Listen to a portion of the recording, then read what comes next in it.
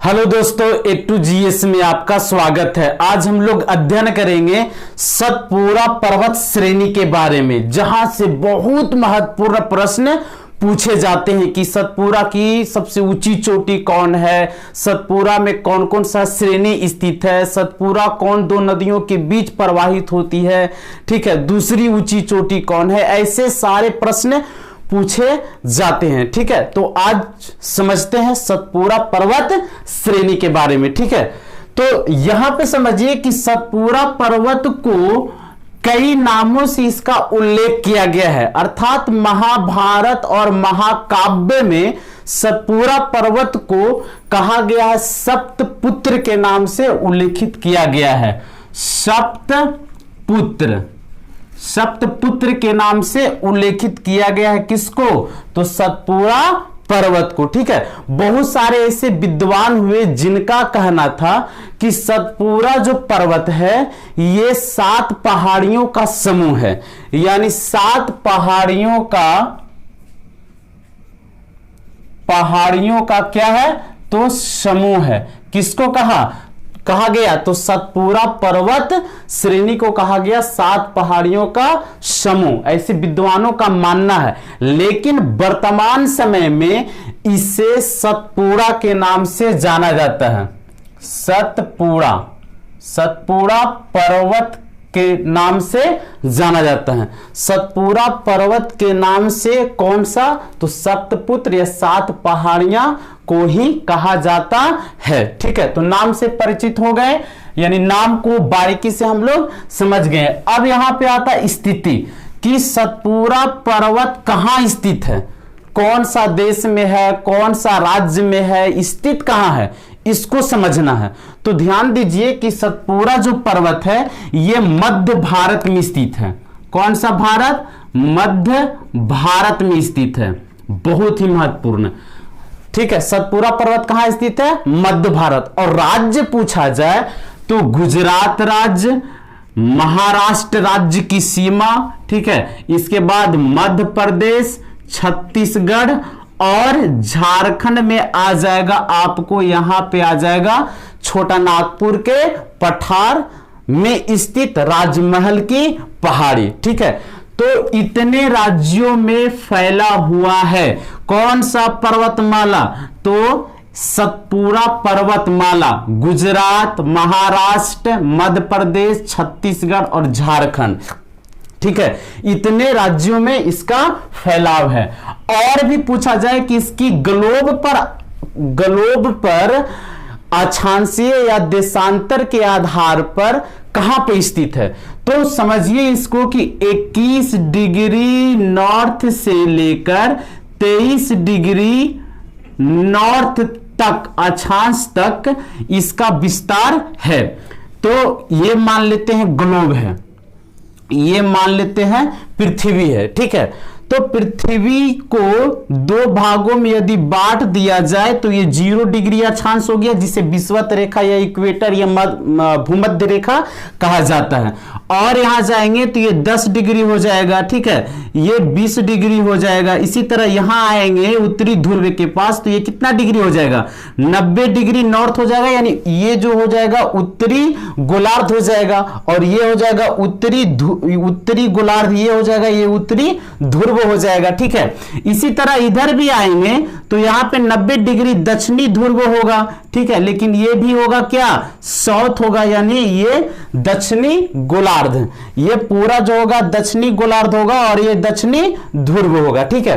तो यहां पे कह रहा है 21 डिग्री नॉर्थ से लेकर 23 डिग्री नॉर्थ तक, यानी उत्तरी गोलार्ध में। तो उत्तरी गोलार्ध में 21 डिग्री, तो यहां से मानते हैं ये 21 डिग्री है, ठीक है। ये कितना डिग्री? 21 डिग्री, ये समझिए, ये मान लेते हैं 21 डिग्री, ठीक है। और इसके बाद यहां है 23 डिग्री, ठीक है। इसी के स्थित है 21 डिग्री और 23 डिग्री के बीच ही स्थित है, और 23.5 डिग्री पे जाती है कर्क रेखा। कौन सा रेखा? कर्क रेखा गुजरती है 23.5 का, तो 23.5 के और नीचे होगा तब तो 23 होगा, तो 23 डिग्री तक का कह रहा है। तो 21 से 23 डिग्री नॉर्थ, तो इसी के बीच स्थित है। लेकिन यदि आपको देशांतर पूछा जाए तो देशांतर है 74 डिग्री 30 मिनट ईस्ट से लेकर 81 डिग्री ईस्ट तक, यानी पूर्वी देशांतर तक। जैसे यहां पे समझिए कि ये उत्तरी ध्रुव को दक्षिणी ध्रुव से मिलाने वाली काल्पनिक रेखा को क्या कहा जाता है, तो 0 डिग्री देशांतर। यदि हम पूरब की ओर बढ़ेंगे तो 10, 20, 30, 40 इसी तरह आगे बढ़ते जाएंगे तो यहां पे 180 डिग्री आ जाएगा। ठीक है, 180 तक चला जाएगा देशांतर। इधर पश्चिम की ओर आएंगे भी तो 10, 20, 30 इसी तरह यहां भी 180। तो टोटल देशांतरों की संख्या कितना हो जाएगा, तो टोटल देशांतरों की संख्या 360 हो जाएगा। ठीक है, अब 360 इसमें होगा, लेकिन कह रहा है पर्वत जो है वो 74 डिग्री 30 मिनट ईस्ट से है, यानी पूर्वी देशांतर में कह रहा है। तो ये है पश्चिमी देशांतर, ये है पूर्वी देशांतर। तो कह रहा है 74 डिग्री 30 मिनट, तो यहां से रखिए ये है 74 डिग्री, ठीक है, और 30 मिनट से लेकर कितना 81 डिग्री ईस्ट, यानी ईस्ट यानी पूर्वी देशांतर में ही कह रहा है। तो 74 तो और जाएंगे तो ये हो जाएगा कितना 81 डिग्री। तो सतपुरा ठीक गलोपर यहां पर स्थित है। यहां पे क्या स्थित है, तो सतपुरा पर्वत स्थित है, यानी 21 डिग्री, ये है 21 डिग्री, और ये जो क्षेत्र है वो है 23 डिग्री, और आप ऊपर जाएंगे तो हल्का सा, तो ये हो जाएगा 23.5 डिग्री कर्क रेखा। ठीक है, तो आप अवस्थिति समझ गए गलोपर 21 डिग्री नॉर्थ से 23 डिग्री नॉर्थ और 74 डिग्री ईस्ट से 81 डिग्री ईस्ट, ये देशांतर हो गया, पूर्वी देशांतर, ये अक्षांश। ठीक है, श्रेणी पूछा जाए कि सतपुरा पर्वत पर कौन कौन सी श्रेणी स्थित है और कौन कौन से पहाड़ियों का संयुक्त नाम सतपुरा पर्वत पड़ता है, तो यहां पे समझिए कि सतपुरा पर्वत में ये जो श्रेणी देख रहे हैं, ये श्रेणी ये गुजरात और महाराष्ट्र के सीमा पर स्थित है, और इस श्रेणी को कहा जाता है राजपीपला की पहाड़ी। राजपीपला की क्या पहाड़ी, बहुत ही महत्वपूर्ण। और यह सतपुरा पर्वत का सबसे पश्चिमी पहाड़ी है, यानी सतपुरा पर्वत का सबसे पश्चिमी पहाड़ी कौन है, तो राजपीपला की पहाड़ी। यह स्थित है गुजरात में और महाराष्ट्र के सीमा पर स्थित है। ठीक है, गुजरात और महाराष्ट्र के सीमा पर स्थित है राजपीपला की पहाड़ी।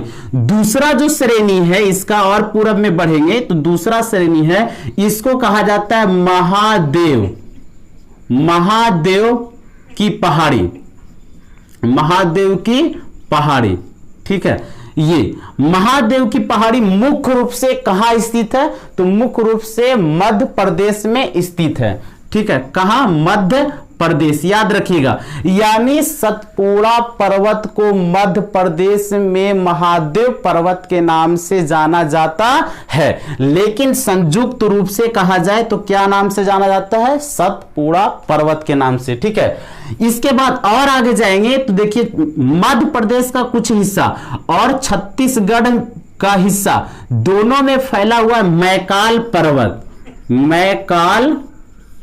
पर्वत या मैकाल की पहाड़ी भी कहा जा सकता है। ठीक है, ये यानी मैकाल पर्वत का कुछ यानी पश्चिमी हिस्सा मध्य प्रदेश में और बाकी का हिस्सा कहां है, तो छत्तीसगढ़ में स्थित है। ठीक है, और यहां पे लिख देते हैं मध्य प्रदेश और छत्तीसगढ़, इसका अधिकांश हिस्सा छत्तीसगढ़ में है। ठीक है, अब यहां पे समझिए कि छोटा नागपुर में स्थित है एक झारखंड के क्षेत्र में राजमहल की पहाड़ी, तो ये चौथा श्रेणी हो जाएगा, राजमहल की पहाड़ी। राजमहल का क्या पहाड़ी स्थित है ये, तो संयुक्त रूप से राजपीपला, ठीक है, यानी राजपीपला, महादेव, मैकाल और राजमहल की पहाड़ी, ये सभी को संयुक्त रूप से कहा जाता है सतपुरा पर्वत। क्या कहा जाता है? सतपुरा पर्वत। अब यहां श्रेणी आप समझ गए, श्रेणी ये 4 याद रखिएगा, कभी कभी क्रम में आपको सजाने के लिए पूछेगा कि सतपुरा पर्वत में स्थित पहाड़ियों को पूरब से पश्चिम की ओर क्रम में सजाएं। तो पूरब में कौन होगा? तो ये होगा राजमहल की पहाड़ी। इसके और पश्चिम में कौन होगा? तो मैकाल पर्वत। इसके और पश्चिम में कौन होगा? तो महादेव पर्वत। इसके और पश्चिम में कौन होगा? तो ये होगा कौन? राजपीपला की पहाड़ी। तो ऐसे प्रश्न पूछे जाते हैं। ठीक है, अब ये समझिए कि जल विभाजन, ठीक है, जल क्या? विभाजन। तो सतपुरा जो पर्वत है किन किन नदियों को जल विभाजित करता है? ठीक है, कौन कौन सी नदी है जिसके जल का बंटवारा करता है? तो यहां पे याद रखिएगा कि सतपुरा पर्वत के मैकाल श्रेणी, सतपुरा पर्वत के यहां पे अमरकंटक से एक नदी निकलती है जिसका नाम है नर्मदा नदी और पश्चिम की ओर प्रवाहित होती है। इसके जल को अलग करता है। और मध्य प्रदेश के बैतूल जिला से यहां से निकलती है एक नदी ताप्ती नदी, इसके जल को अलग पर्वत करता है। कौन पर्वत? तो सतपुरा पर्वत। तो सतपुरा पर्वत 2 नदियों के जल को विभाजन का काम करता है, एक नर्मदा, उत्तर की ओर नर्मदा और दक्षिण की ओर कौन सा नदी? तो ताप्ती। तो बहुत महत्वपूर्ण है, प्रश्न ऐसे पूछा जाए कि सतपुरा पर्वत का कौन 2 नदियां जल विभाजन का काम करती है? तो कौन 2 नदियां? तो नर्मदा उत्तर और दक्षिण की ओर कौन? ताप्ती। ठीक है, या इसे पूछा जाए कि नर्मदा ताप्ती नदियों के बीच में कौन सा पर्वत श्रेणी स्थित है? तो सतपुरा पर्वत श्रेणी स्थित है। ऐसे प्रश्न पूछे जाते हैं। ठीक है, तो यहां पे याद रखिएगा, नदी में नर्मदा, ठीक है, और कौन? ताप्ती। नर्मदा और ताप्ती दोनों जल का विभाजन का कार्य करता है। अब शेष यदि पूछा जाए कि ये जो सतपुरा पर्वत है ये किसका अवशेष है? अंकारा लैंड का अवशेष है या तिथि सागर का अवशेष है या गोंडवाना लैंड का अवशेष है? किसका अवशेष है? तो बहुत ही महत्वपूर्ण है, ये किसका है? तो गोंडवाना लैंड का अवशेष है। ठीक है, आपको हम अरावली पर्वत श्रेणी जब बताए थे कि दिल्ली से लेकर यहां पालनपुर तक स्थित है, गुजरात के यहां तक, यानी अहमदाबाद के पास तक, और यही दिल्ली के पास रायसीना पहाड़ी है जिस पे राष्ट्रपति भवन स्थित है। तो इसमें आपको बताए थे ये कैसी पर्वत किसका अवसाद है? तो अवशेष किसका है? तो गोंडवाना लैंड का है। ठीक उसी प्रकार जितने भी यहां पे देख रहे हैं सभी जो है किसका अवशेष है? तो गोंडवाना लैंड का अवशेष है। कैसे? तो यहां पे तिथि सागर था जहां आज हिमालय है। तिथि सागर के ये वाले पूरे भूखंड जिसमें रूस, मंगोलिया, चीन, तिब्बत वगैरह जो आता है, इस प्लेट को कहा गया यूरेशियन प्लेट। कौन सा प्लेट? Eurasian plate. जबकि तिथि सागर के नीचे का जो भी प्लेट था, ठीक है, जिसे इंडियन ऑस्ट्रेलियन प्लेट का नाम दिया गया। ठीक है, तो इंडियन ऑस्ट्रेलियन प्लेट और यूरेशियन प्लेट दोनों के टक्कर होने से तिथि सागर के अवसादों से ही हिमालय का निर्माण हुआ है। ठीक है, तो इस प्लेट, यूरेशियन प्लेट को अंगारा द्वीप के नाम से जाना जाता था, यानी अंगारा क्षेत्र के नाम से जाना जाता था। ठीक है, और इस क्षेत्र को गोंडवाना लैंड के नाम से जाना जाता था, इंडियन ऑस्ट्रेलियन प्लेट को। तो इस क्षेत्र में जितने भी पठारी या पर्वत आएगा वो सभी कौन सा अवसाद से निर्मित? तो गोंडवाना लैंड। ये सब गोंडवाना हो जाएगा और ये जितना हो जाएगा ये सब अंकारा क्षेत्र का हो जाएगा, और हिमालय पर्वत यानी तिथि सागर के अवसाद से हो जाएगा। ठीक है, तो याद रहेगा कि गोंडवाना लैंड का ही भाग है, अरावली भी, ये विंध्याचल भी, और कौन सा? सतपुरा पर्वत भी। ठीक है, यदि प्रकार पूछा जाए कि सतपुरा पर्वत कैसी पर्वत है, ठीक है, कैसी पर्वत है? ब्लॉक पर्वत है, अवशिष्ट पर्वत है या वलित पर्वत है? कौन सा प्रकार की पर्वत है? तो यहां पे याद रखिएगा ये जो पर्वत है ये ब्लॉक पर्वत है। कैसी पर्वत है? ब्लॉक पर्वत है। कैसे ब्लॉक कैसे कहेंगे? तो सिंपल सा समझिए कि वैसे पठारी या वैसे पहाड़ी क्षेत्र जिसके दोनों ओर घाटी नुमा संरचना बनाती हो, अर्थात भ्रंश घाटी का निर्माण करती हो, ऐसे पर्वत को ब्लॉक पर्वत के नाम से जाना जाता है। ठीक है, यहां पे समझिए ये जो सतपुड़ा पर्वत है, ये सतपुड़ा पर्वत है और ये विंध्याचल पर्वत है। ये कौन सा है? विंध्याचल। ठीक है, विंध्याचल पर्वत है। ठीक है, ये विंध्याचल है, ये वाले जितने भी ब्लैक में देख रहे हैं काला, ये विंध्याचल, और ये क्या है? सतपुड़ा। दोनों के बीच में घाटियां हैं, दोनों के बीच में क्या स्थित है? तो घाटी। ठीक है, ये पहाड़ है, ये भी पहाड़, और बीच में घाटी, और घाटी में ही अमरकंटक नामक स्थान से पश्चिम की ओर नर्मदा नदी प्रवाहित होती है। ठीक है, और सतपुड़ा और दक्कन का पठार, ये जो देख रहे हैं ये कौन सा पठार है? तो दक्कन का पठार। तो दक्कन पठार और सतपुड़ा पर्वत के बीच में घाटी है। ये कौन सा है? घाटी। और इसी घाटी में ताप्ती नदी प्रवाहित होती है, मध्य प्रदेश के बैतूल से निकलती है और सूरत के नजदीक खंभात की खाड़ी में जाकर गिर जाती है, यानी यहां पे गिर जाती है। तो इस सतपुड़ा के दक्षिण में भी घाटी, ठीक है, और सतपुड़ा के उत्तर में भी क्या? तो घाटी। ठीक है, तो इसलिए ये कैसी पर्वत है? ब्लॉक पर्वत है। ठीक है, कैसी पर्वत माना गया सतपुड़ा को? तो ब्लॉक पर्वत है।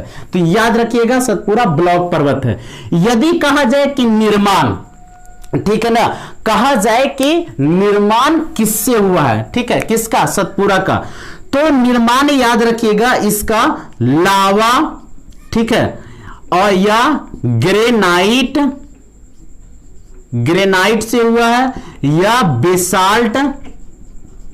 ठीक है, लावा, ग्रेनाइट, बेसाल्ट, या फिर या कहा जाए गोंडवाना शैल समूह से हुआ है। लावा, ग्रेनाइट, बेसाल्ट या गोंडवाना शैल समूह से हुआ है। किसका निर्माण हुआ है? तो ये निर्माण हुआ है सतपुड़ा पर्वत का निर्माण हुआ है। ठीक है, ग्रेनाइट है, लावा है, या फिर कहा जाए कि ये बेसाल्ट है, या गोंडवाना शैल समूह से इसका निर्माण हुआ है। ठीक है, बहुत ही महत्वपूर्ण। इसके बाद जलवायु पूछा जाए, ठीक है, कहां का जलवायु? तो सतपुड़ा पर्वत क्षेत्र का जलवायु यदि पूछा जाए तो याद रखिएगा ये जो जलवायु है यहां पे तापमान जो है वो मिनिमम तापमान, ठीक है, मिनिमम इसका तापमान 16 डिग्री सेंटीग्रेड है, यानी सतपुड़ा पर्वत पर मिनिमम औसतन माना जाता है 16 डिग्री। ठीक है, जबकि मैक्सिमम पूछा जाए तो 32 डिग्री सेंटीग्रेड इसका तापमान है। ठीक है, यानी सबसे ज्यादा कहा जाए तो 32 और सबसे कम कहा जाए तो कितना? 16। औसतन माना गया है कि कम से कम औसतन 16 और अधिक से अधिक 32। ठीक है, ये बहुत। अब ये जलवायु के क्षेत्र में यहां पे कौन सी वन पाया जाता है? पर्वत के पास कौन सा वन पाया जाता है? तो याद रखिएगा उष्ण कटिबंधीय आर्द्र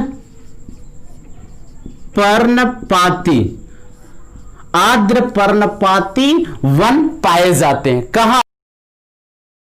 पर्वत पे उष्ण कटिबंधीय आर्द्र पर्णपाती वन पाए जाते हैं। जितने टाइगर रिजर्व है या पेंच टाइगर रिजर्व है, यहां पे बहुत ज्यादा मात्रा में सघन वन पाए जाते हैं महादेव पर्वत के आसपास। ठीक है, तो यहां पे कौन सा वन, यानी पूरा क्षेत्र में कौन सा वन पाया जाता है? उष्ण कटिबंधीय आर्द्र पर्णपाती वन पाया जाता है। ठीक है, और इसी वन में कौन कौन से पेड़ की प्रधानता है? तो सागौन, ठीक है, सागौन यहां पे पाया जाता है। ठीक है, बांस यहां पे सर्वाधिक पाया जाता है, इसलिए मध्य प्रदेश में बांस का सर्वाधिक उत्पादन यहां पे हो पाता है। ठीक है, मध्य प्रदेश के एक जिला है बुरहानपुर जिला। इस जिला में कागज का फैक्ट्री का स्थापित किया गया है जो नेपा नगर के नाम से जाना जाता है। आप जानते होंगे कि नेपा नगर क्यों प्रसिद्ध है, तो कागज निर्माण में सबसे ज्यादा, तो इसलिए बांस का भी यहां पे प्रयोग होता है। ठीक है, तो ये है जलवायु। ठीक है, और क्या होता है ये जलवायु, और क्या होता है साल का यानी वृक्ष भी पाया जाता है उष्णकटिबंधीय आर्द्र पर्णपाती में। तो सागौन, बांस और साल के वृक्ष ये सारे क्षेत्रों में प्रधानता मिलती है, ये सब लकड़ियां मिलती है। ठीक है, ये बहुत महत्वपूर्ण है।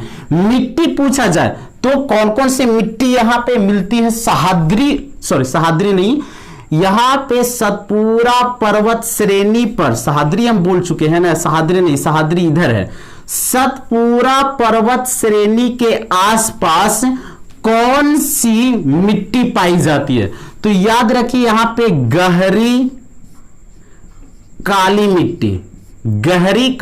मिट्टी। कहां पे गहरी काली मिट्टी पाई जाती है सतपुरा के आसपास? तो ध्यान दीजिए, ये राजपीपला की पहाड़ी है। कौन सी पहाड़ी? राजपीपला की पहाड़ी। तो राजपीपला की पहाड़ी के पश्चिम में यानी महाराष्ट्र, गुजरात और राजस्थान के ये वाले क्षेत्र, ये सभी क्षेत्रों में काली मिट्टी की प्रधानता सर्वाधिक पाई जाती है। इसलिए यहां पे कपास का पैदावार सर्वाधिक होता है और कपास से संबंधित जितने भी मिल है, चाहे कपड़ा निर्माण का, वो सभी अहमदाबाद या मुंबई के आसपास ही आपको मिलेगा। तो यहां पे गहरी काली मिट्टी पाई जाती है, सतपुरा के आसपास गहरी काली मिट्टी पाई जाती है। और पूरब की ओर जाएंगे तो गहरी ना होकर छिछली हो जाती है, छिछली काली मिट्टी।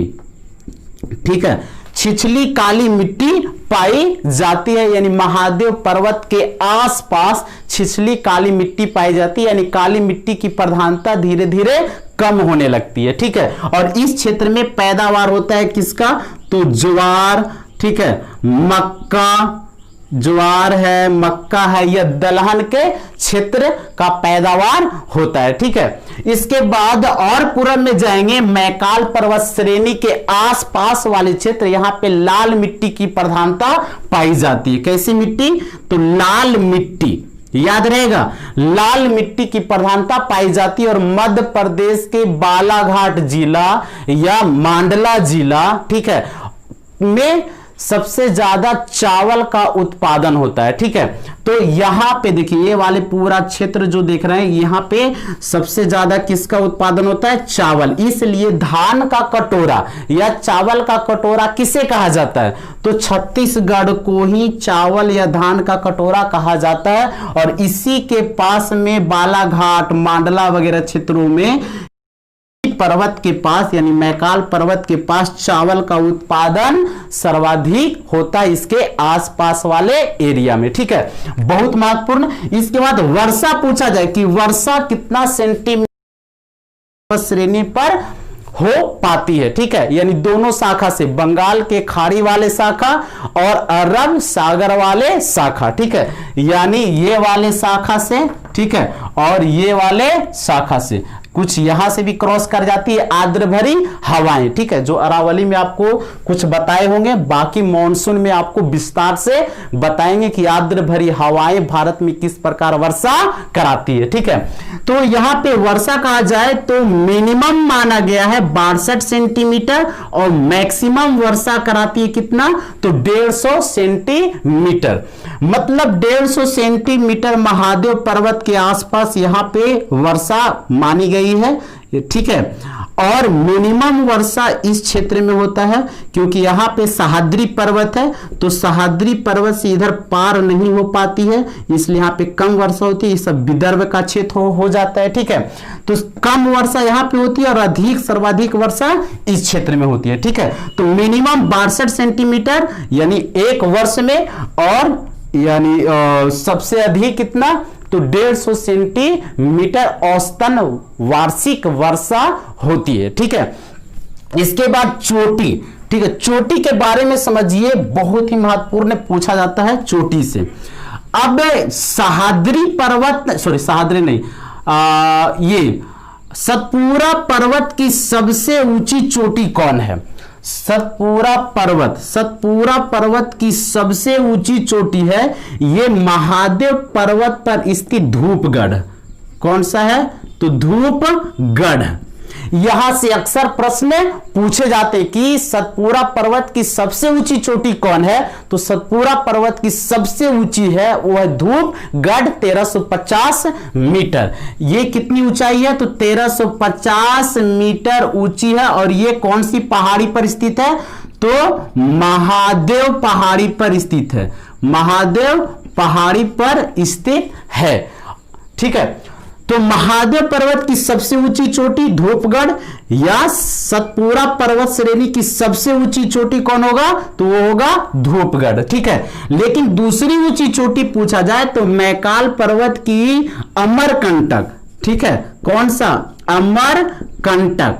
ठीक है, अमरकंटक है वो सतपुड़ा पर्वत की दूसरी ऊंची चोटी है और इसकी जो ऊंचाई है 1065 मीटर ऊंची है। 10 कितना मीटर? 65 मीटर ऊंची है। और कहीं कहीं पे आपको 1036 मीटर ऊंची भी मिलता है। 10 कितना? 36 मीटर ऊंचा। ये कभी कभी बताया गया है बहुत सारे किताब में 1036 मिलेगा या कहीं पे 1065। किसका? अमरकंटक। और ये सतपुड़ा पर्वत की सबसे दूसरी चोटी है। ठीक है, इसके बाद नदी पूछा जाए कि सतपुड़ा पर्वत में कौन कौन सी नदियां प्रवाहित होती है, ठीक है, या कौन कौन सी नदियां निकलती है।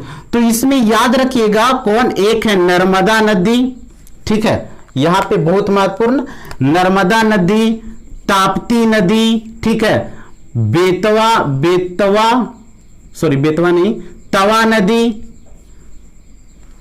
तवा नदी हो गया, शक्कर नदी हो गया। ठीक है, इसके बाद पेंच नदी हो गया, शक्कर नदी, पेंच नदी, हिरन नदी हो गया। ठीक है, तो ये जो सभी नदियां आप देख रहे हैं, वर्धा नदी हो गया, ठीक है, बेनगंगा हो गया, बेनगंगा, ये जो सभी नदियां कहां से इसका उद्गम स्थल है? तो सतपुड़ा पर्वत से ही इसका उद्गम है। ध्यान दीजिए कि जो नर्मदा नदी है ये अमरकंटक से निकलती और पश्चिम की ओर सीधी बहती हुई खंभात की खाड़ी में जाकर गिर जाती है। ठीक है, खंभात की खाड़ी। और ये भारत का एकमात्र ऐसी नदी है, ऐसी सर्वाधिक लंबी नदी है, ध्यान से समझिए, ये भारत का सबसे लंबी नदी है जो पूरब से पश्चिम की ओर, पूरब से क्या? पश्चिम की ओर सीधी बहती है। ठीक है, यानी भारत की सबसे लंबी नदी जो पूरब से पश्चिम की ओर सीधी बहती है। ठीक है, ये इसके बाद आएगा ताप्ती नदी जो पूरब से पश्चिम की ओर सीधी बहती है। ये बहुत ही महत्वपूर्ण है, याद रखिएगा। किसके बारे में? नर्मदा नदी। यदि पूछा जाए कि वह कौन सी नदी है जो पश्चिम से पूरब की ओर सीधी बहती है, पश्चिम से पूरब, तो वो नदी हो जाएगा दामोदर नदी जो पश्चिम से सीधी बहती है। किधर की ओर? पूरब की ओर। और यदि पूछा जाए कि दक्षिण से उत्तर की ओर सीधी बहने वाली नदी, तो यहां पे एक नदी है जिसका नाम है बेतवा नदी जो दक्षिण से उत्तर की ओर सीधी बहती है। ठीक है, जबकि कहा जाए कि उत्तर से दक्षिण की ओर बहने वाली सबसे सीधी नदी कौन है? तो यह है काली नदी जिसे शारदा नदी कहा जाता है। ठीक है, तो ये उत्तर से किधर की ओर? दक्षिण की ओर बहती है। ठीक है, तो याद रखिएगा ये जो नर्मदा है पूरब से पश्चिम की ओर सबसे लंबी नदी भारत में जो सीधे बहती है और खंभात की खाड़ी में गिर जाती है। ठीक है, तवा नदी भी मध्य प्रदेश के बैतूल से निकलती है और ये सतपुड़ा पर्वत और दक्कन के पठार के बीच घाटियों में प्रवाहित होती हुई यानी बहती हुई सूरत के पास खंभात के खाड़ी में जाकर गिर जाती है। ठीक है, तो ताप्ती नदी किस शहर के किनारे सूरत शहर किस नदी के किनारे बसा हुआ है? तो ताप्ती नदी, ये भी याद रखिएगा। तवा जो नदी है, ठीक है, तवा नदी, ये धूप के समीप से निकलती है और ये नर्मदा नदी में जाकर मिल जाती है। तो नर्मदा नदी का सहायक नदी कौन है? तो नर्मदा नदी का सहायक नदी तवा नदी है। कौन सी है? तवा नदी, याद रखिएगा, यहां से अक्सर प्रश्न पूछे जाते हैं। इसके बाद शक्कर नदी, पेंच नदी, हिरन नदी, वर्धा नदी, बेनगंगा नदी, ये सभी जो नदियां हैं ये नर्मदा और ताप्ती की सहायक नदियां हैं। जब नदी बताएंगे तो उसमें विस्तार से आपको बताएंगे। ये सभी नदियां सतपुरा पर्वत से ही निकलती है, ठीक है, और सतपुरा पर्वत से ही तवा नदी निकलती है धूपगढ़ से, और ये जाके मिल जाती है कहां? तो नर्मदा नदी में मिल जाती है। ये बहुत महत्वपूर्ण, ये 3 नदियां नर्मदा, ताप्ती और तवा नदी, ये यहां से अक्सर प्रश्न पूछे जाते हैं, ठीक है। और भारत में 3 नदियां ऐसी है, नर्मदा, ताप्ती और दामोदर, ठीक है। भारत में 3 नदियां ऐसी है जो भ्रंश घाटी से होकर गुजरती है। भ्रंश घाटी मतलब वैसे पहाड़ नुमा संरचना या पठार जो 2 तरफ पठार है और बीच घाटी में नदी प्रवाहित हो रही है, उसे भ्रंश घाटी कहा जाता है, ठीक है। जैसे देखिए, ये झारखंड में स्थित हजारीबाग का पठार है, ये पूरा देख रहे हैं, ये हजारीबाग का पठार है, और ये देख रहे हैं ये रांची का पठार है। तो रांची और हजारीबाग पठार के बीच नदी एक प्रवाहित होती है पश्चिम से पूरब की ओर, यह नदी है दामोदर नदी, जो भ्रंश घाटी होकर बहती है, ठीक है। तो दामोदर नदी एक हो रहा है भ्रंश घाटी, ये विंध्याचल पर्वत और सतपुड़ा के बीच भ्रंश घाटी में कौन बह रही है? तो ये नर्मदा नदी, ठीक है। सतपुड़ा और दक्कन के पठार के बीच भ्रंश घाटी में कौन प्रवाहित हो रही है? तो ये ताप्ती नदी। तो 3 नदियां भ्रंश घाटी से होकर प्रवाहित होती है, ये याद रखिएगा, बहुत ही महत्वपूर्ण प्रश्न है, ठीक है। इसके बाद दर्रा पूछा जाए तो ध्यान से समझिए, यहां पे एक दर्रा है, ठीक है, ये खांडवा जिला में स्थित है दर्रा। इस दर्रा का नाम है खांडवा बुरहानपुर दर्रा, ठीक है। यहां पे लिख देते हैं खांडवा बुरहानपुर दर्रा, ठीक है, बहुत ही महत्वपूर्ण। ये मध्य प्रदेश में स्थित है, खांडवा जिला में स्थित है, और ये खांडवा बुरहानपुर दर्रा के नाम से प्रसिद्ध है। यहां से भी प्रश्न पूछा जाता है कि सतपुरा पर्वत में कौन से दर्रा स्थित है, ठीक है। इसके बाद औसत ऊंचाई पूछा जाए कि सतपुरा पर्वत का औसत ऊंचाई क्या है? तो 900 मीटर औसत ऊंचाई है। कितना मीटर? 900 मीटर औसत ऊंचाई है, जबकि सबसे अधिक ऊंचाई कहा जाए तो 1350 मीटर सबसे अधिक ऊंचाई है सतपुरा पर्वत का, और वो है धूपगढ़ जो महादेव पहाड़ी पर स्थित है, ठीक है। इसके बाद लंबाई पूछा जाए कि सतपुरा पर्वत की लंबाई कितना किलोमीटर है, यानी यहां राजपीपला की पश्चिम से लेकर या राजमहल की पूर्वी हिस्सा तक इसकी लंबाई सतपुरा का कितना है? तो याद रखिएगा 1120 किलोमीटर लंबी है। सतपुरा पर्वत कितने किलोमीटर लंबी है? तो 1120 किलोमीटर लंबी है, ठीक है। यदि जनजाति पूछा जाए कि यहां सतपुरा पर्वत श्रेणी पर कौन कौन से जनजाति निवास करती है, तो यहां बहुत ही महत्वपूर्ण है, याद रखिएगा कौन कौन से जनजाति निवास करती है। तो भील जनजाति, अक्सर यहां से प्रश्न पूछे गए हैं, ठीक है।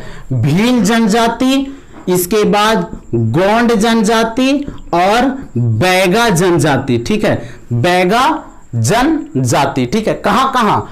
तो भील जो जनजाति है वो यहां पे निवास करती है, सर्वाधिक जनसंख्या यहां पे है महादेव पर्वत के आसपास जो है भील जनजाति।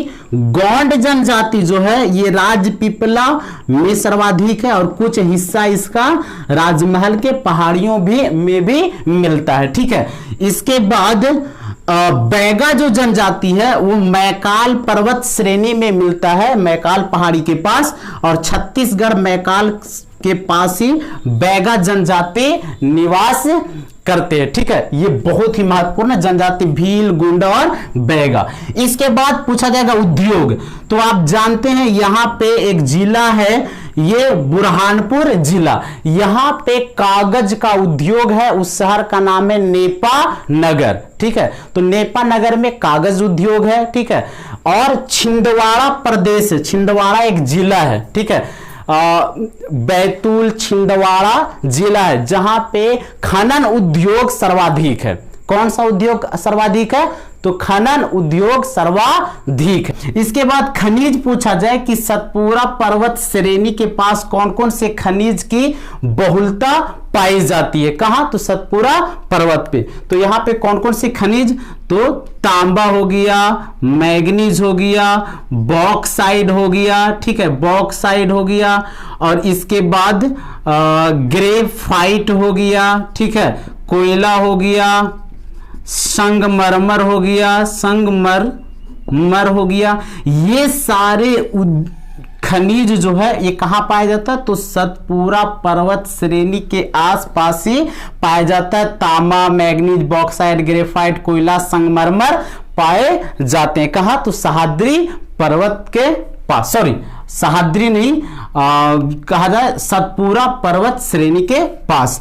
यदि पर्यटन पूछा जाए कि पर्यटन कौन कौन सा यहां पे पाया जाता है, तो पर्यटन में याद रखिएगा, पर्यटन क्षेत्र में बहुत ही महत्वपूर्ण है, पर्वत के आसपास पर्यटन जो है वो है पंचमढ़ी। ठीक है, पंचमढ़ी बहुत ही प्रसिद्ध है। पंचमढ़ी को ही सतपुड़ा का रानी कहा जाता है, सतपुड़ा का रानी कहा जाता है। ठीक है, तो पंचमढ़ी को सतपुड़ा का रानी कहा जाता है। ये कहां पे पड़ता है? तो ये सह्याद्री पर्वत पे स्थित है। इसके बाद पांडव गुफा या गुफाएं, पांडव गुफाएं महत्वपूर्ण पर्यटन स्थल है। इसके बाद Satpura tiger, Satpura tiger reserve. ठीक है, यानी पंचमढ़ी, पांडव गुफाएं, सतपुड़ा टाइगर रिजर्व, और कौन सा? तो पेंच टाइगर रिजर्व। ठीक है, ये और कौन सा? तो असीरगढ़ का किला। ठीक है, तो याद रखिएगा सतपुड़ा पर्वत श्रेणी में पर्यटन के लिए पंचमढ़ी, जिसे सतपुड़ा का रानी कहा जाता है, बहुत महत्वपूर्ण है, जहां से प्रश्न पूछे जाते हैं। पांडव गुफाएं हैं, सतपुड़ा टाइगर रिजर्व है। ठीक है, पेंच टाइगर रिजर्व है, और इसके बाद असीरगढ़ का किला है। ठीक है, तो ये सभी कहां पाए जाते हैं पर्यटन के तौर पे? तो सतपुड़ा पर्वत श्रेणी पर पाए जाते हैं। ठीक है, तो सतपुड़ा पर्वत श्रेणी को हम लोग विस्तार से अध्ययन किए हैं, यहां से एक भी प्रश्न नहीं छूटेगा। ठीक है, समझ रहे हैं किसके बारे में? सतपुड़ा पर्वत से एक भी प्रश्न नहीं छूटेगा। ठीक है, तो आज यहीं तक। अच्छा लगे तो लाइक कीजिए, शेयर कीजिए, सब्सक्राइब कीजिए और कमेंट जरूर कीजिए। ठीक है, थैंक यू।